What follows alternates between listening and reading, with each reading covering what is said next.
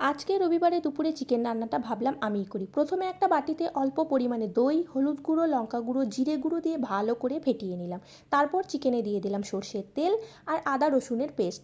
দই দিয়ে ফেটিয়ে রাখা মিশ্রণটা আস্তে আস্তে ঢেলে দিয়ে মাখিয়ে কিছুক্ষণ ম্যারিনেট করে রাখবো। কড়াইয়ে দিলাম সর্ষের তেল। তেল গরম হলে দেবো শুকনো লঙ্কা, পাঁচফোড়ন ও অল্প চিনি।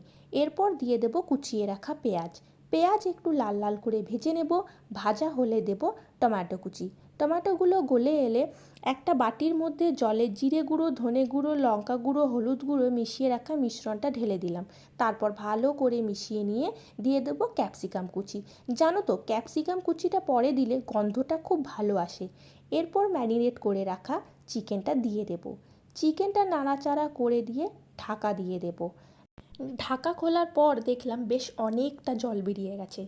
এরপর ভেজে রাখা আলুগুলো দিয়ে একটু নাড়াচাড়া করে দিলাম। তারপর দিলাম কাশ্মীরি লঙ্কা গুঁড়ো ও চিকেন মশলা। কষিয়ে নিয়ে ঢেলে দিলাম পরিমাণ মতো জল। চিকেনটা ভালো করে সিদ্ধ হয়ে যাওয়ার জন্য দিলাম ঢাকা। রেডি হয়ে গেল আমাদের লাল লাল চিকেনের ঝোল। দেখতেই পাচ্ছ এখানে আমি বসে পড়েছি একটা লেগ পিস নিয়ে। তাহলে দেখা হচ্ছে পরের ভিডিওতে। টাটা।